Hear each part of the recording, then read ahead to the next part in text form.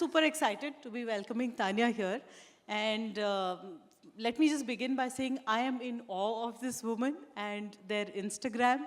And somebody just asked me a short while ago that, do I know Taniya? I said, who doesn't follow her? I think most of us, urban women at least, that I know, we all follow her.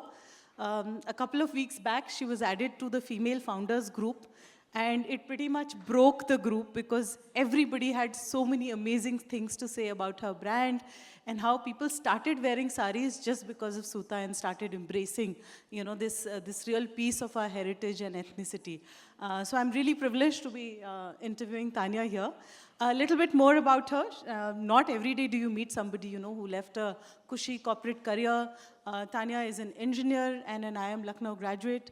And then she quit all of that to follow her passion and build this really purposeful and really, really driven brand, which is today, it stands for heritage as much as it stands for sass. It stands for, embracing a very age-old sort of outfit in a very modern and contemporary way. And really kudos to you, Taniya and Sujata, for doing this. I'm really, really excited to be interviewing you.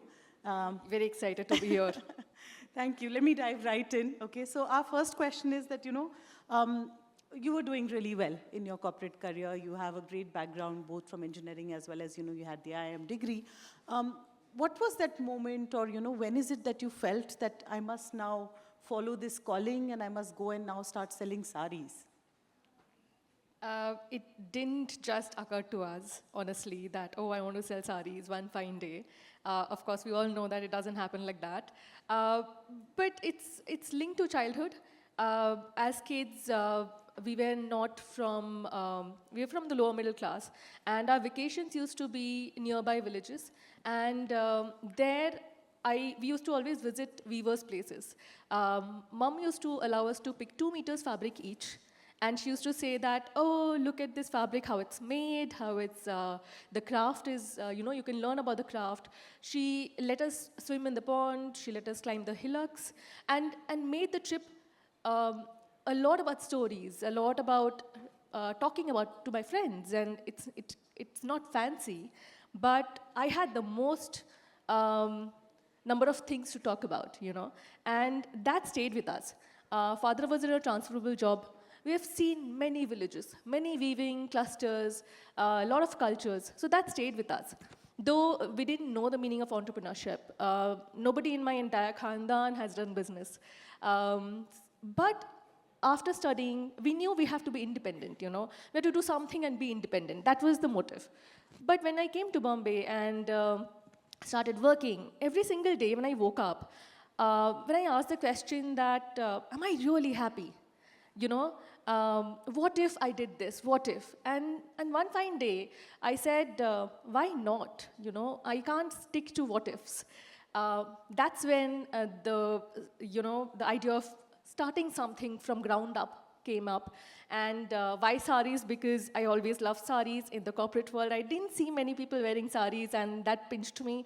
When I used to wear sarees, I used to get multiple stares, some extra stares, questions about what's special, etc. So wanted to change that for sure.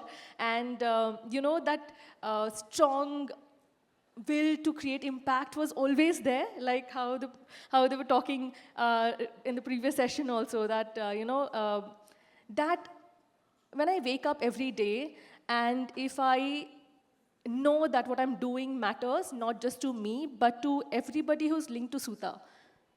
That's what I wanted to do, and that's how we started Suta. That's wonderful. So that brings me to my next question, right? You have this huge artisan network. I think you have like 16,000 plus artisans. And it's not easy to sort of build those networks. It's not easy to work with them. I think there are, first and foremost, there's access issues. Then there is also trust issues on the other side. So, what has been your learning on that? And, if there are any founders in the room who are building in that sort of an impact-driven or a network-driven sector, what would you like to share with them? I think being very honest about what your intent is, what you want to create, communicating that very clearly is one of the key things that I've learned. And initially it was quite tough when we started talking to weavers because two young girls starting and don't have any background, because when you talk, you show that you don't know much. So it was very difficult to convince. Since we were with our father along that time, it helped that the man is along with us. But, I didn't want to leverage that. I stayed honest and told them what I want to build. And again, when the conversation starts, they also start trusting you. Initially, you can do advance payments to build trust, etc. And slowly the trust builds. I think you should trust people, let them trust you, and slowly build that journey. And, there no dearth of artisans, we know that, in India. And it's mutual respect that really helps, and that has kept us going, that we listen to them, they listen to our ideas. We are not here to take away traditions, and I know that we have made sarees modern and accessible and more versatile, but tradition should not get lost in translation. If you can convince weavers that, because there's so much history, they have learned from the ancestors, I think mutual respect is something that everybody is looking for when you're working. That's great to hear. And I think, those principles of respect, trust, and everything that has helped you build such a big brand. More than the brand, I think it's a great business. I hear you're doing like 75 crores in turnover now annually, and all of this is bootstrapped, right? So I think that deserves an applause for sure. With that, my question would be, would you have done anything differently? Do you think that, if you had some venture capital support or any kind of funding support, do you think things would have been different, or are you happy with the way things have transpired so far?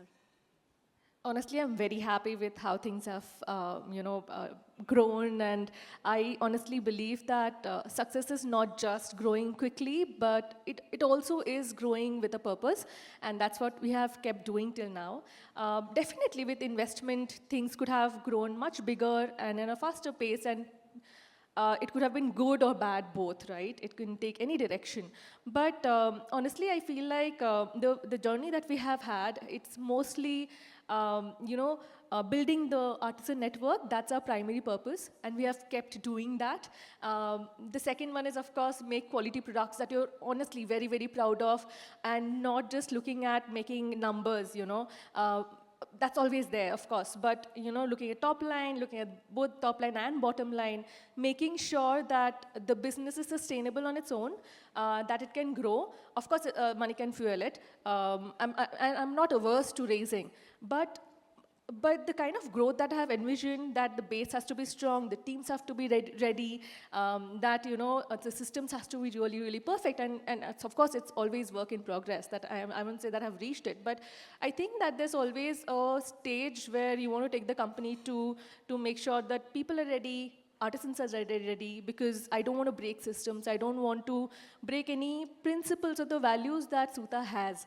So yeah, I'm very, very happy with the growth till now, and I think making sure in this competitive space that you are profitable while going bootstrapped and growing at a good pace. I think it's kudos to the whole team and Suta. You're really humble to say that. Next would be, I think we can't let Taniya go without talking about the Suta sisterhood, right? That's the people who embody the brand Suta. This is women who are posting their pictures in Suta outfits, and they are almost like brand ambassadors. I also hear many of them are now your franchise owners, right? So all of this is not, it's not unintentional. I'm sure there's a lot of work that's gone behind it. I'm sure there's a lot of intentional storytelling and honing that community on your part that has happened. Just tell us a little bit about that, please. I think Suta has grown because of the love of the customers. It's a soul of Suta.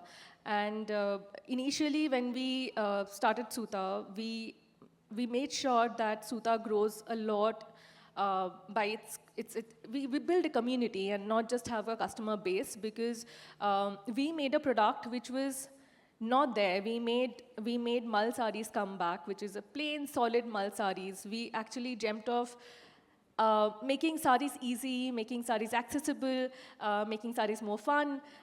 So we started with that, and having customers, having people take pride in telling that, oh, I own a Suta, and it's not a product that is very expensive that you can show off, but people taking pride in saying that, oh, this is Suta, and people bonding over the love of Suta.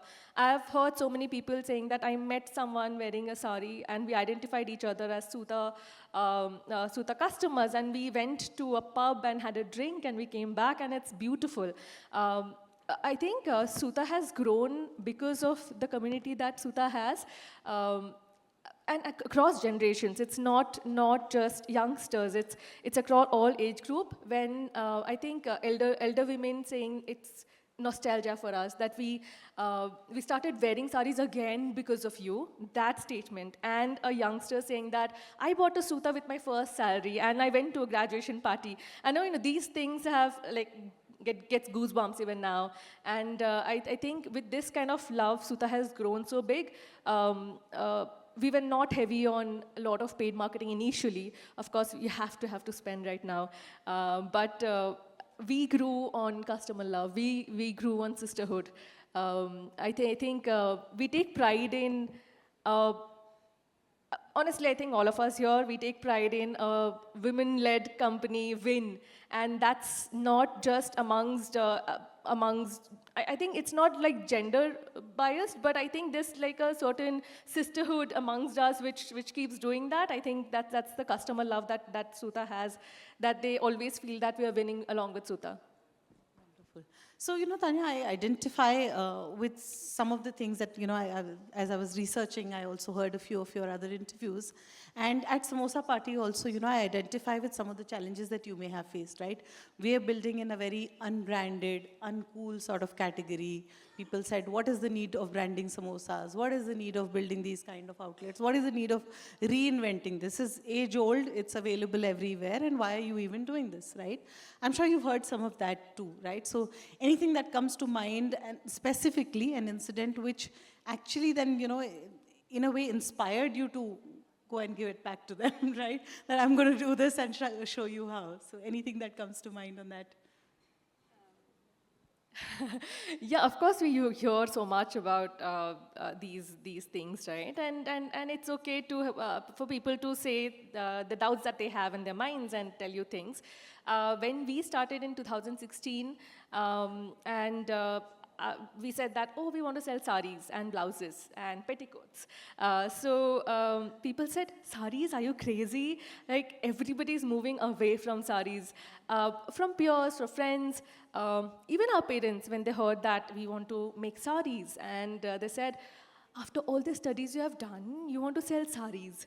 And the next moment, when we were doing an exhibition, my dad was helping me hang blouses and folding sarees. So I think people will have things to tell you, because one of us was just mentioning that people, I think Vani was mentioning that people out of love, they say that don't do this because it's uncomfortable out there, it might be difficult out there. So people say things, but yeah, you do things nonetheless and see how it goes.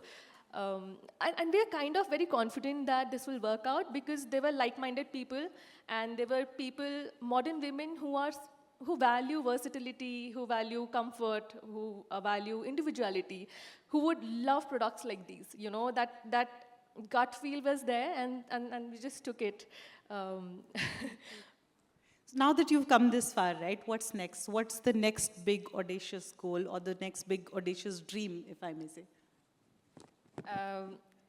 This is audacious enough that we are running Suta the way we are running. And the next big dream is to open more stores, and with customers, and I tell you, 90% of them are women led franchisees, people who haven't done business before, and they said, we just want to fuel your growth, we just want to be a part of Suta, and retail was something that was really, really scary, and I would have never thought that I'll even have one shop. But now, having 12 stores, we're dreaming to open even more, 10, 15 stores in the next coming year. I think it's like it's a big audacious dream, and there are many such dreams, and it's just not mine. There's so many people, and mostly the artisans and weavers who 60% of them are women, and they dream the dream with us. It's great that we are taking all the dreams and making it come true, and I think we should keep dreaming and should keep reaching it, all of us. Great. Any message for aspiring entrepreneurs or younger entrepreneurs in the room? I think always raise your hands, ask questions, which I stayed away from while I was at college. And I always thought that, oh, somebody just asked my question that I have in my head. I didn't raise hands and I didn't ask questions. I didn't ask for help. Learned a little late in life, but I think this is the most important and crucial thing in life. The other day, like you said, in the female founder group, I was in a foreign country, stuck with something. And I just, I thought that I should ask because I was stuck at a point that I know that nobody can help me right now. But I just thought I should ask, this is something I never do. And I asked one line in the group, and I got help, and it got sorted. And I think that this is something we forget sometimes and think that, oh, we are alone. I think I can't do it. I just raise your hands and ask for help, support, personally, professionally, both. Thank you so much for that. Amazing conversation, Diksha. Thank you so much. Thank you.